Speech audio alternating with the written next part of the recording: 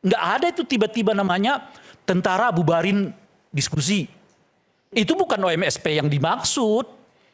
Nggak ada yang namanya tentara ikut sosialisasi pembangunan.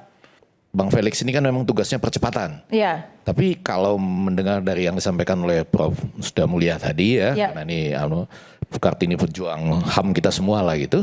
Ini justru nggak boleh dicepat-cepatkan seperti yang sedang terjadi. Maksudnya Atau gimana, cepat kembali ke paradigma yang diharapkan. Gitu. Karena Pak Kurniawan, saya mau mengambil apa yang berulang kali disampaikan oleh Pak Prabowo, bahwa penyebab negara gagal itu salah satunya itu tadi kan kesenjangan yang ekstrim. Ketika Prof. Musda Mulia bicara soal akses tadi ya. Ya kan kekayaan nasional kita hanya dikuasai oleh kurang lebih dari 1% rakyat kita misalnya. Bahkan ini tugas lagi teman-teman mahasiswa yang nonton maupun semua. Tadi Pak Felix kan memanggil para pemirsa di seluruh Indonesia sebangsa dan setanah air gitu ya. Cuma ada 3 nama yang disebut-sebut dalam film itu. 3 nama atau 3 keluarga. Nah, tugas kalian lagi. Tadi ada yang gagal, sekarang temukan 3 nama di dalam film itu yang dianggap punya akses berlebihan ke situ. Padahal Pak Prabowo mengatakan kesenjangan ekstrim bersama dengan tadi ada kritik terhadap neoliberalisme. Betul ya, Prof. Husda Mulia kan, jangan dihitung dari investasi, oligarki, pencapaian-pencapaian siapa yang punya, bagaimana nanti itu rakyat partisipatif atau tidak. Kemudian tentu saja kebocoran anggaran dan lain sebagainya. Tapi poin ini tidak berarti kita cepat-cepat di situ gitu. Kalau maupun menggunakan istilah percepatan, usul saya Pak Felix Wanggai, percepat untuk kembali ke paradigmanya. Ya kan, percepat untuk kembali ke paradigma seperti yang dibilang tadi, bahwa pembangunan for the people tapi juga by the people dan with the people gitu. Nah, kita percepat ke sana gitu. Saya malah jadi bertanya-tanya Bung Effendi. Paradigma mana yang selama ini dipakai? Iya, kita ini sudah 50 tahun loh. Sejak Orde Baru sampai sekarang tuh. 30 tahun Orde Baru, 28 tahun sekarang, hampir 60 tahun. Mau paradigma yang mana yang mau dipakai? Dan saya kira belum ada satupun sekarang pendekatan yang betul-betul efektif masuk ke wilayah Papua. Sejak ada Orde Baru. Itu yang jadi pertanyaan saya. Ini pendekatannya apa? Udah 60 tahun kita. 6 dekade. Belum ditemukan juga tuh sampai sekarang gitu. Lain pemerintah mungkin lain pendekatannya, lain ini dan sebagainya. Itu satu.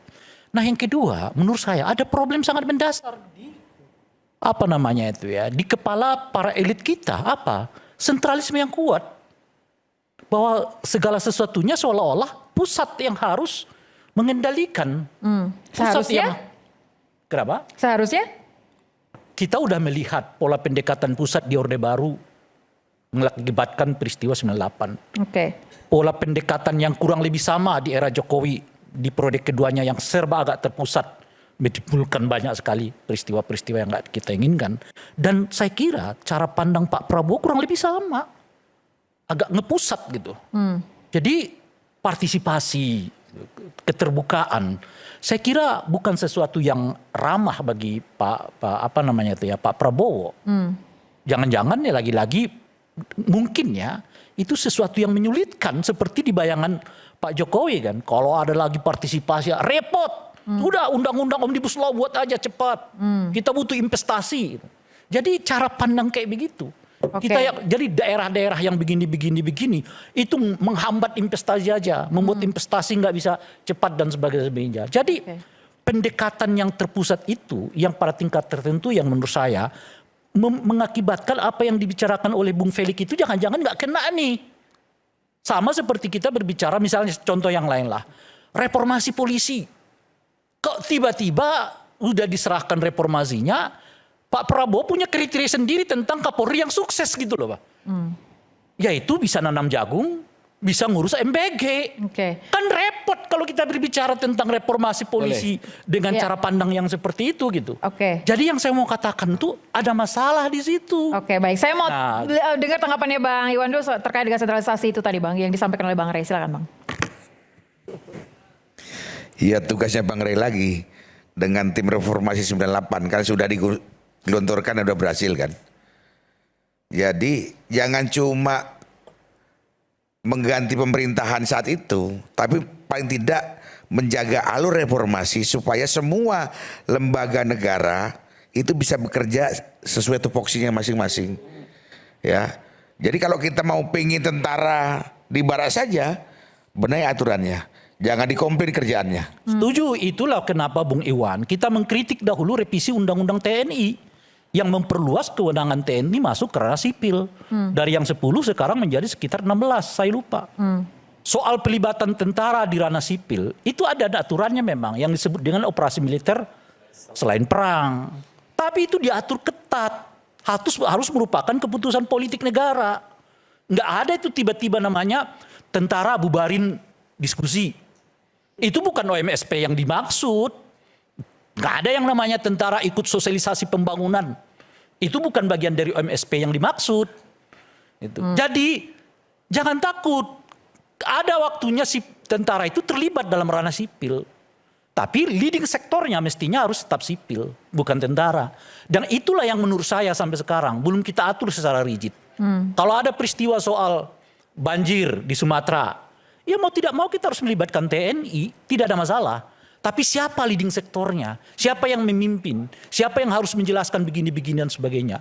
Bagi saya, Bung, bagi saya ya, kalau nggak tahu saya, Bung Pak Sitompul, itu merasa nggak terganggu sih seorang TNI diminta menjelaskan pembangunan gitu loh. Kalau menjelaskan tentang pertahanan, konsep perang itu, ya itu memang tugas saya. Sama seperti nanti misalnya Bung Effendi yang